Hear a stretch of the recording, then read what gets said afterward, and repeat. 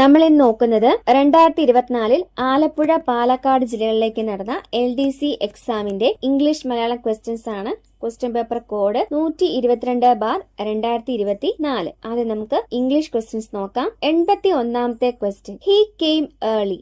Use the correct question tag. Correct question tag എഴുതാനാണ് he came early. ഇവിടെ came വന്നതുകൊണ്ട് ഇത് സിമ്പിൾ പാസ്റ്റിലുള്ള സെന്റൻസ് ആണ്. അപ്പം ഡിഡ് വേണം ഉപയോഗിക്കാൻ. അതുപോലെ തന്നിരിക്കുന്ന സെന്റൻസ് പോസിറ്റീവ് ആയതുകൊണ്ട് ടാഗ് നെഗറ്റീവ് വരണം. ഇപ്പൊ ആൻസർ എങ്ങനെ വരും? Didn't he. തന്നിട്ടുള്ള ഓപ്ഷൻസിൽ കറക്റ്റ് ആൻസർ വരുന്നത് ഓപ്ഷൻ സിയിലാണ്, ഡിഡിന്റ് ഹി. 82ാമത്തെ question, if I prepared well I dash the project. If I prepared well I dash the project. തന്നിട്ടുള്ളതൊരു കണ്ടീഷണൽ ക്ലോസ് ആണ്. അപ്പോ ഈഫ് ക്ലോസില് സിമ്പിൾ പാസ്റ്റ് ആണ് വന്നിരിക്കുന്നത്. ഈഫ് ക്ലോസിൽ സിമ്പിൾ പാസ്റ്റ് വരുമ്പോൾ മെയിൻ ക്ലോസിൽ എങ്ങനെ വരണം?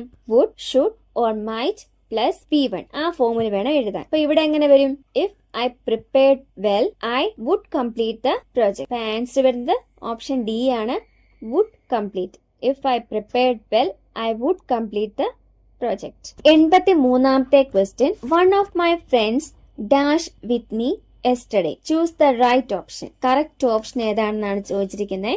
One of my friends dash with me yesterday. തന്നിരിക്കുന്ന സെന്റൻസ് തുടങ്ങിയിരിക്കുന്ന എന്തുകൊണ്ടാ? വൺ ഓഫ് കൊണ്ടാണ് തുടങ്ങിയിരിക്കുന്നത് അല്ലെ? അപ്പം വൺ ഓഫിന് ശേഷം നമ്മൾ എപ്പോഴും plural noun plus singular verb എന്ന ഫോമിൽ വേണം ഉപയോഗിക്കാൻ. വൺ ഓഫിന് ശേഷം എപ്പോഴും plural noun plus singular verb വേണം ഉപയോഗിക്കാൻ. വൺ ഓഫ് മൈ ഫ്രണ്ട്സ് എന്ന് പറഞ്ഞാല് നമ്മുടെ ഫ്രണ്ട്സിൽ ഒരാൾ എന്നാണ് ഉദ്ദേശിക്കുന്നത്. അപ്പം വൺ ഓഫ് മൈ ഫ്രണ്ട് എന്ന് ഉപയോഗിക്കാൻ പാടില്ല.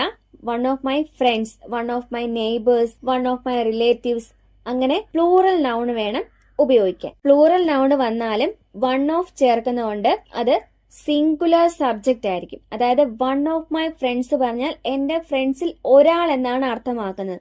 അതുകൊണ്ട് ശരിക്കും അവിടെ സബ്ജക്റ്റ് സിംഗുലർ ആയിട്ടാണ് വരുന്നത്. അതുകൊണ്ട് തന്നെ സിംഗുലർ വെർബ് വേണം ഉപയോഗിക്കാൻ. ഇനി തന്നിട്ടുള്ള സെന്റൻസ് സിമ്പിൾ പാസ്റ്റിലുള്ളതാണ്. അതുകൊണ്ട് വെർബും സിമ്പിൾ പാസ്റ്റ് വരണം. അപ്പോ തന്നിട്ടുള്ള ഓപ്ഷൻസിൽ ഓപ്ഷൻ എ വാസ് ആണ് correct answer. One of my friends was with me yesterday. 84ാമത്തെ question, I am sure that somebody was spying dash us. I am sure that somebody was spying dash us. Correct preposition ചേർക്കാനാണ് question.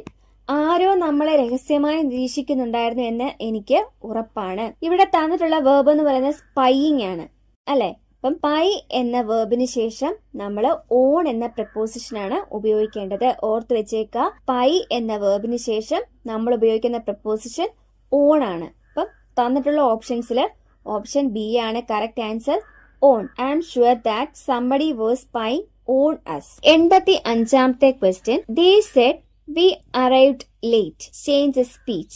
Reported സ്പീച്ചിലോട്ട് മാറ്റാനാണ് question. they said we arrived late. ഇവിടുത്തെ reporting verb said ആണ്. അതുകൊണ്ട് തന്നെ reporting സെന്റൻസിലെ ടെൻസിലും മാറ്റം വരുത്തണം. ഇവിടെ we arrived late എന്നത് സിമ്പിൾ പാസ്റ്റ് ആണ്. അതിനെ നമ്മൾ പാസ്റ്റ് പെർഫെക്റ്റിലോട്ട് മാറ്റണം. അപ്പൊ ഇതിന്റെ ആൻസർ എങ്ങനെ വരും? they said that they had arrived late. they said that they had arrived late. ഈ ആൻസർ വന്നിരിക്കുന്ന ഓപ്ഷൻ സിയിലാണ്.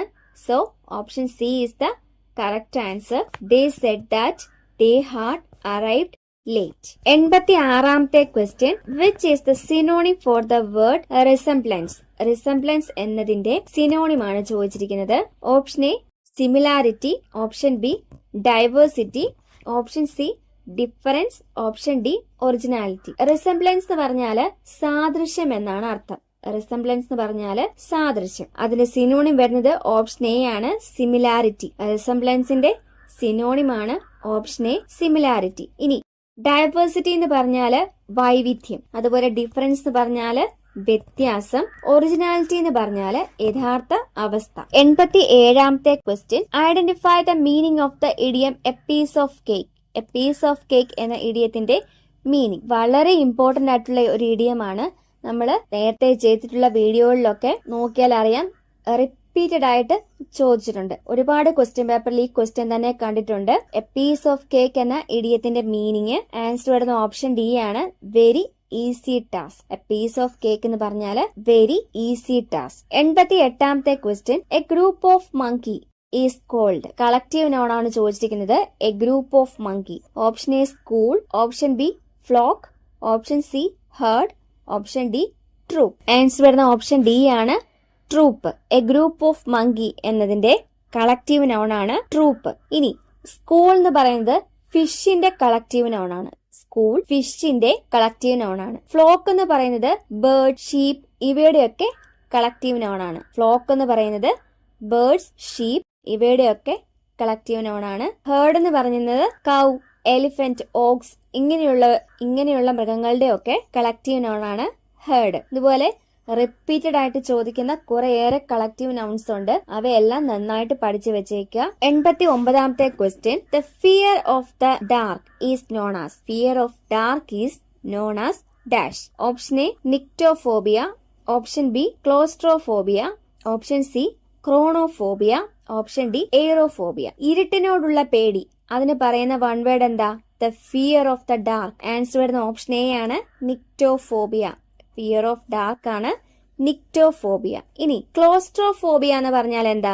ഇടുങ്ങിയതും അടച്ചു പൂട്ടിയതുമായ സ്ഥലങ്ങളിൽ അകപ്പെട്ടു പോകുമോ എന്ന പേടി. ഇടുങ്ങിയതും അടച്ചു പൂട്ടിയതുമായ സ്ഥലങ്ങളിൽ അകപ്പെട്ടു പോകുമോ എന്ന പേടി, അതിന് പറയുന്ന പേരാണ് ക്ലോസ്ട്രോഫോബിയ. അതുപോലെ ക്രോണോഫോബിയ എന്ന് പറഞ്ഞാല് സമയം കടന്നു പോകുന്നതിനെ കുറിച്ചുള്ള പേടി. സമയം കടന്നു പോകുന്നതിനെ കുറിച്ചുള്ള പേടിയാണ് ക്രോണോഫോബിയ. അടുത്തത് എയറോഫോബിയ, വിമാനയാത്രയോടോ കാറ്റിനോടോ ഉള്ള പേടി. എയറോഫോബിയ എന്ന് പറഞ്ഞാല് വിമാനയാത്രയോടോ കാറ്റിനോടോ ഉള്ള പേടി. 90ാമത്തെ question. Write the one word substitute for the art related to decorative and beautiful hand writing. The art related to decorative and beautiful hand writing എന്നതിന്റെ വൺ വേർഡ് ആണ് ചോദിച്ചിരിക്കുന്നത്. Option A orthography, option B calligraphy, option C psephology, option D numerology. Answer വരുന്ന option B ആണ് calligraphy. The art related to decorative and beautiful hand റൈറ്റിംഗിന്റെ one word ആണ് option B calligraphy. ഇനി ഓർത്തോഗ്രഫി എന്ന് പറഞ്ഞാല് ഒരു ഭാഷയിലെ ശരിയായ അക്ഷരവിന്യാസത്തെക്കുറിച്ചും എഴുത്ത് രീതിയെക്കുറിച്ചുമുള്ള പഠനം. ഒരു ഭാഷയിലെ ശരിയായ അക്ഷരവിന്യാസത്തെക്കുറിച്ചും എഴുത്ത് രീതിയെക്കുറിച്ചുമുള്ള പഠനമാണ് ഓർത്തോഗ്രഫി. സെഫോളജി എന്ന് പറഞ്ഞാല് തിരഞ്ഞെടുപ്പുകളെക്കുറിച്ചും വോട്ടെടുപ്പ് രീതികളെക്കുറിച്ചുമുള്ള ശാസ്ത്രീയ പഠനം. തിരഞ്ഞെടുപ്പുകളെക്കുറിച്ചും വോട്ടെടുപ്പ് രീതികളെക്കുറിച്ചുമുള്ള ശാസ്ത്രീയ പഠനത്തിനാണ് സെഫോളജി എന്ന് പറയുന്നത്. ന്യൂമറോളജി എന്ന് പറഞ്ഞാല് സംഖ്യാശാസ്ത്രം. ന്യൂമറോളജി സംഖ്യാശാസ്ത്രം. ഇപ്പൊ നമ്മള് ഇംഗ്ലീഷിലെ 10 ക്വസ്റ്റ്യൻസ് നോക്കിക്കഴിഞ്ഞു. ഇനി മലയാളം ക്വസ്റ്റ്യൻസ് നോക്കാം. 91ാമത്തെ ക്വസ്റ്റ്യൻ. ഒറ്റപ്പദം എഴുതുക. ഉണർന്നിരിക്കുന്ന അവസ്ഥ.